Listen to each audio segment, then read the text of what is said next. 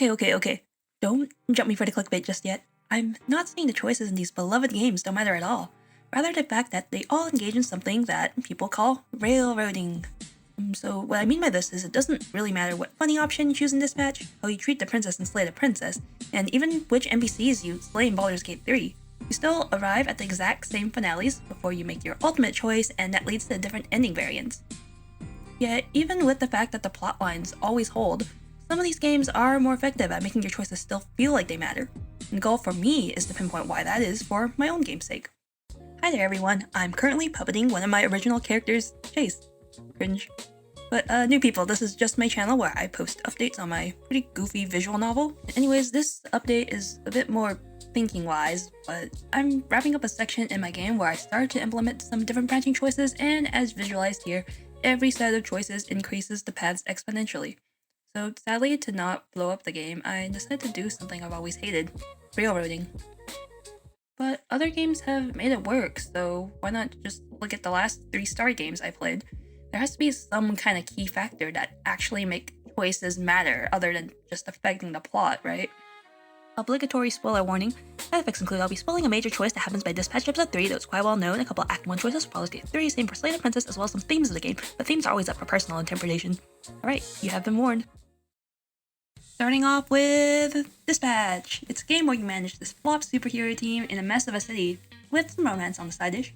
There's been a lot of criticism for it that started emerging though, and some of that includes the choices.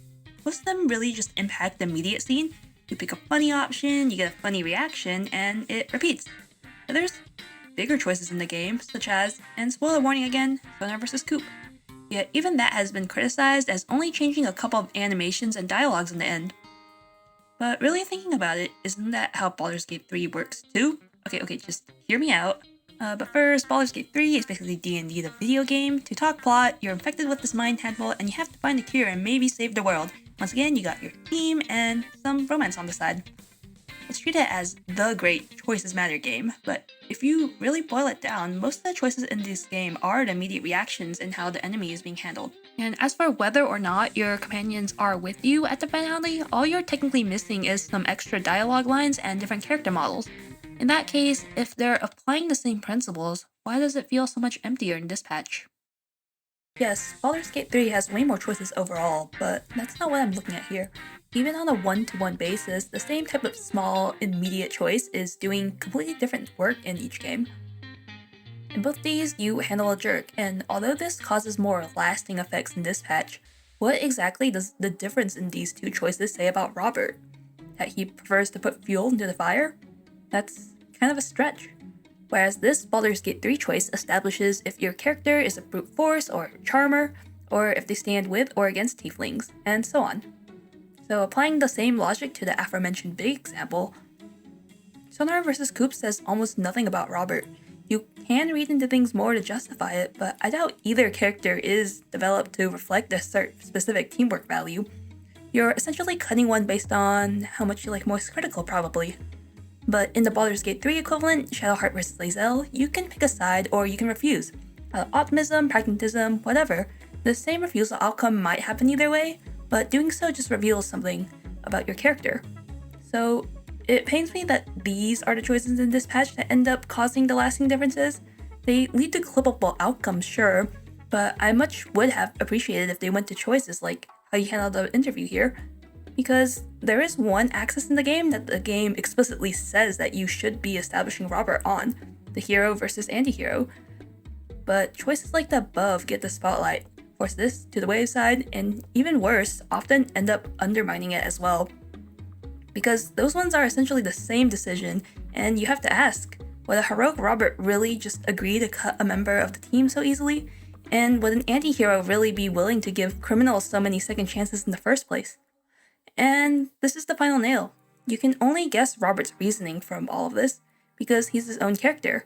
No matter what you pick, he kinda just puts his own deadpan spin to it and walks into the next scene as himself. In Baldur's Gate 3, when your choices contradict each other, you can at least explain it yourself.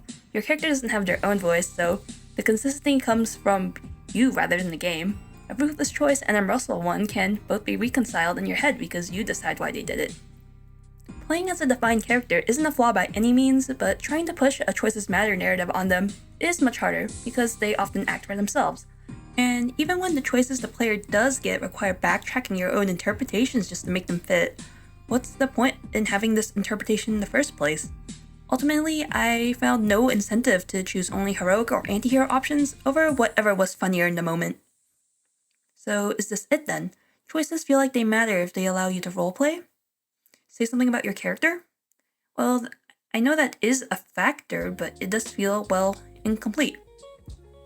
Well, in each of the above examples, Robert or the Tab is interacting with another character of the cast, and you can probably guess where I'm taking this next. Relationships.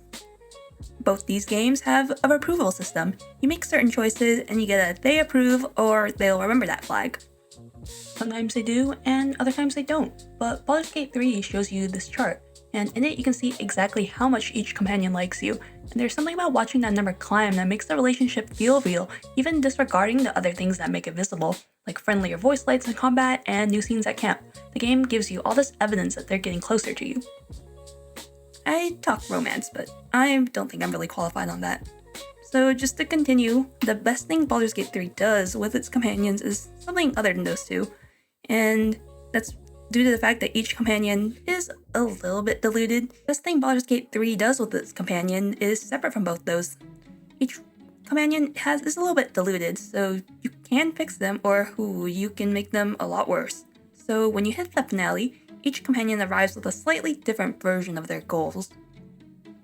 Dispatch's equivalent mostly lives and dies on one character, Invisigal, whose system, although I'm not going to spoil here, but a lot of parts of it are invisible, like her powers.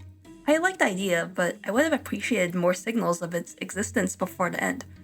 Obviously, it would also be nice to give variations to other characters, but I think that's a bigger scope issue, so the more missed opportunity is not building more visual or dialogue indicators for what's already happening there in the code. Because if you can't see a relationship moving, it's a lot harder to feel like it is. And when it does end up playing a role at the ending, it feels very whiplashy. And this is where Slay the Princess, another VN made by a tiny team, shall come in, because it shows how far visibility alone can carry a relationship system. Slay the Princess is a very meta game where you decide how to treat the princess, and reality reshapes itself to match it in various time loops. You literally develop different voices in your head from your voices over the course of an act, and they dramatically change the experience. So establishing your character, that's handled. And then there's the whole part about your relationship with the princess and how it changes the backdrop. There's other more in-depth video essays, but just take this early 2-answer choice, knife or no knife. Not taking it means you have no intent to kill her, so she treats you as a possible savior. If you continue being kind, the world and the princess reshape towards something almost romantic. But taking the knife means distrust. She greets you with the same coldness back, and if you kill her, the world and the princess both come back. Scarier. The relationship is super visible, and that visibility is exactly what makes it feel like it matters. You're never guessing whether she's warming up to you or pulling away. The world, it just shows you, which brings in the final aspect I think should be included, your effect on the setting. And I'll keep this one really short since it's the hardest to pull off and I get why games might not include it. Slay the Princess ties it directly into the relationship. As we talked about, the world bends around how we treat her. Baldur's Gate gives it a good shot through other means. Certain choices can wipe out entire groups of NPCs. They're never necessary for the main plot, but you can still feel the impact from not being able to talk and trade with them anymore, though some areas of the game are less reactive than others. As for Dispatch, I don't think I can recall or Google anything, which is a little bit of a shame since I think failing or succeeding certain calls could easily lend itself to news reports in the background and whatnot. So the framework is starting to take shape. You got yourself, your relationships, and the world all being things that can respond to your choices without ever needing to touch that core plot. But here's where Slay the Princess does something the other two don't. Because you think that'd be enough, right? You shaped a character, you built relationships, heck, you even left marks on the world. And then this railroad ending still comes, and sometimes it still kinda sucks. What do you mean I can't work with in Baldur's Gate 3? Except when I got to Slay the Princess's finale, and I, now looking back, realized that the railroading is kind of essential to it. The looping in this game, it's not just a budget decision, it's not even just a cool structural gimmick either. I'm pretty sure it ties into the main theme. Each route reshapes how you understand the princess and the situation itself. One loop she's nice, another one she's terrifying, and then she's kind of just sad. That's why when you hit the finale and everything converges, it still gives you every single option instead of just choosing the ending you should get. It makes you, with your whole history behind your answer, decide. The game even calls back to your earlier loops to make that point. It's banking on the fact that your experiences shaped a lens specific enough to know what the right call feels like to you. So these choices weren't changing where you ended up, they were building how you would see it when you get there. And that's what Dispatch was mostly missing, for me at least. I had issues viewing the finale differently across playthroughs. The choices that could establish Robert are undermined, and every character arrives at the same place regardless of your input. Minus Stoner and Coop's interchangeability, and Invisigal, who I have my own problems with. Whereas in Baldur's Gate 3 and especially Slay the Princess, even on the second playthrough, you're arriving with a different read on yourself and every character around you. That being said, if you did feel like you saw Robert or Blazer or anyone else in Dispatch differently, that's a completely valid read. And that's the thing about perspectives. They don't necessarily land for everyone. Either way, I still find it to be a genuinely fun story, and interactivity alone makes it more engaging than just watching something on Netflix. I want to end off this section about these 3 games just saying how much I love all of them, and I have massive respects for each team behind them. Alright, conclusion time. So here's what I think it actually comes down to. Voices feel like they matter, even in a railroad story, when they're quietly building your interpretation the whole time. The characters you shaped, the relationships you formed, the world you left the marks on. Those aren't the point in themselves, they're the lens. And by the time you hit that fixed finale, you're experiencing it through everything you did to get there, making it feel unique to you, that it all mattered. In other words, it's not the destination that matters, it's about the journey. Okay, but seriously, maybe the most impactful choices in games were never about changing the ending, just the perception of the person experiencing it.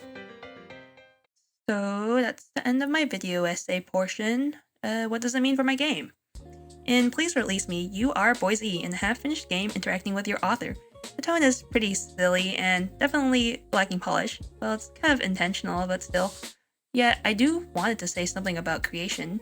The Slay the Princess inspiration on this game is not subtle, but the way I'm applying the framework goes kind of like this. Act 1, it's all about the choices that establish Z's internal voice. Act 2, it establishes the genre of the world and some character relations. Act 3 continues with the relations, heavy on the relationship between Z and the author. And finally, Act 4, the railroading happens here to bring everything together, but I still plan on including aspects from previous choices. The idea is that even if Z and the author end up in the same conclusion, what the ending means should differ depending on how you played. Whether Z leaned into the silliness of the world, tried to help the author, or was just a jerk the entire time, the same scene should hit slightly different.